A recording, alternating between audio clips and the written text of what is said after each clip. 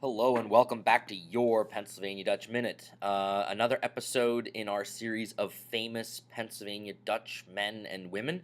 Today we're actually going to talk about a family that had a huge impact on the early years and development of the United States of America, who were proudly Pennsylvania Dutch. And that is the Muhlenberg family. And we'll talk about three members of the Muhlenberg family who are probably the most prominent in our history, and give you a little bit of a lesson on early American history. So here we go. So the Muhlenberg family all starts with the patriarch of the family, Henry Melchior Muhlenberg, born Heinrich Melchior Muhlenberg on the 6th of December 1711 in the town of Einbeck, which at the time was part of the electorate of Brunswick-Lüneburg, and born and raised in Germany, well, Holy Roman Empire at that time, and he went to study at the University of Halle, where he became a Lutheran pastor. And he would eventually be sent to North America as a missionary, requested by the Pennsylvania colonists. I'll talk more about that in a little bit. But as Muhlenberg gets to the United States, well, the colony of Pennsylvania at the time, we weren't the United States yet, he is truly considered the founder of the Lutheran Church in the United States of America. He was integral to the founding of the first Lutheran church body in North America, and he, as I said, he's considered the patriarch of the Lutheran Church in the United States. Muhlenberg, once he was here, married the daughter of Conrad Weiser, who we did a video on before, Anna Maria, and together they had a very large family, and several of his children would go on to have huge impacts on colonial life in North America as either pastors, military officers, or politicians.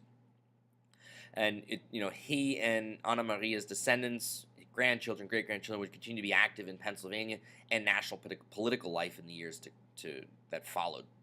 So it was kind of weird, in the mid to late 1700s, Lutheran churches, there were Lutherans here in the in the colonies, but there really wasn't a unified church.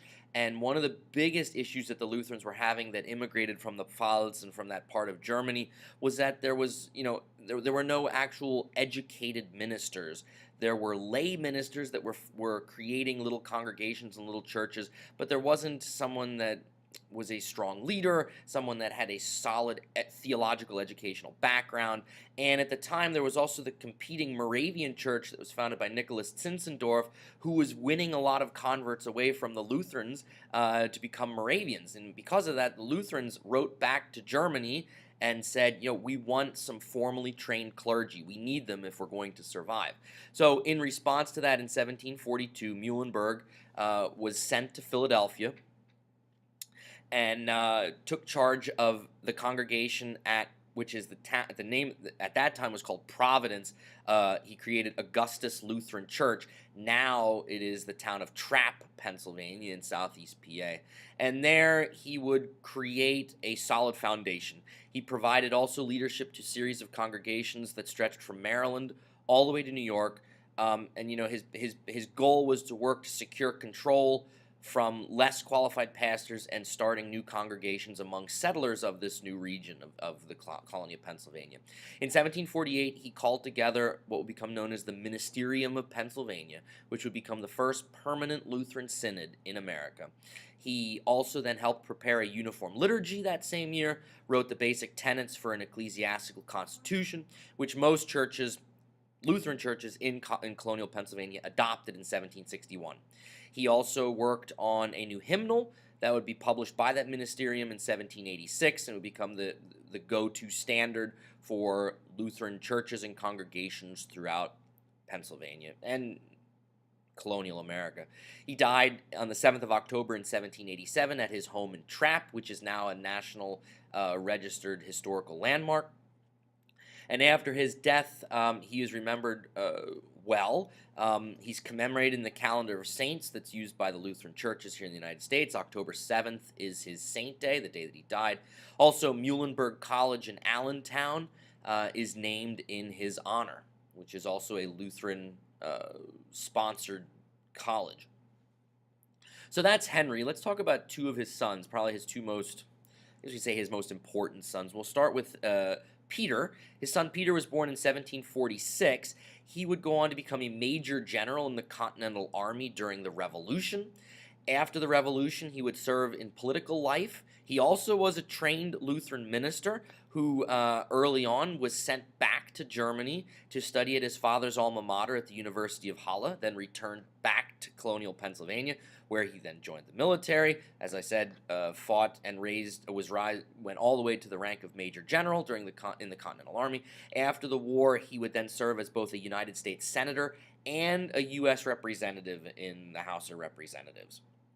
His other son, Frederick Muhlenberg, really is an important Pennsylvania Dutchman, born on New Year's Day in 1750 in the family home of Trapp in southeast PA. He was a member of the Constitutional Convention, which he was present when they ratified the Constitution. He was also the first signer of the Bill of Rights.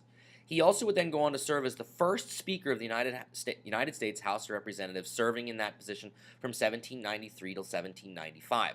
He also had been sent back to Germany to study as a Lutheran minister, which he did have that title.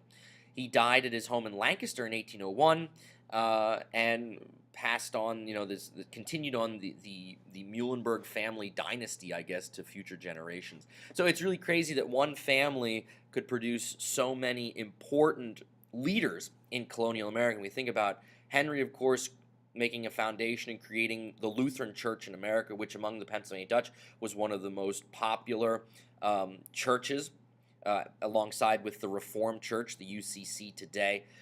Then his sons, his leading the Revolutionary Army, the Continental Army, going on in political life, serving as the first signer of the Bill of Rights, and first Speaker of the United States House of Representatives. It's really crazy to think about one family created so much of a legacy, and proudly to say they were all Pennsylvania Dutch. Of course, they would have spoken the language, also would have been able to speak in English too. So it's really, the Muhlenberg family cannot be downplayed enough. And there are a lot of other things named after them. Of course, there's, in Berks County, there's Muhlenberg Township, there's Muhlenberg School District. We mentioned Muhlenberg College already. And you can visit all of their homes. The Trapp home, the home in Trapp is, like I said, a National Historic Register place. You can visit that. It's really a neat legacy that the Muhlenbergs passed on. So it was important for me, I think, to make this video today to give you a little bit of history about that important family in our Pennsylvania Dutch culture and American history.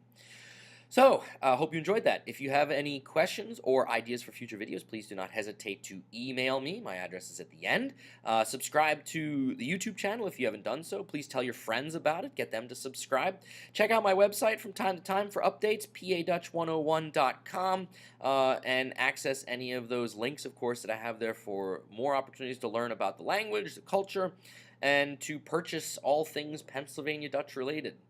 Until next time, keep the questions coming, and Macht's gut.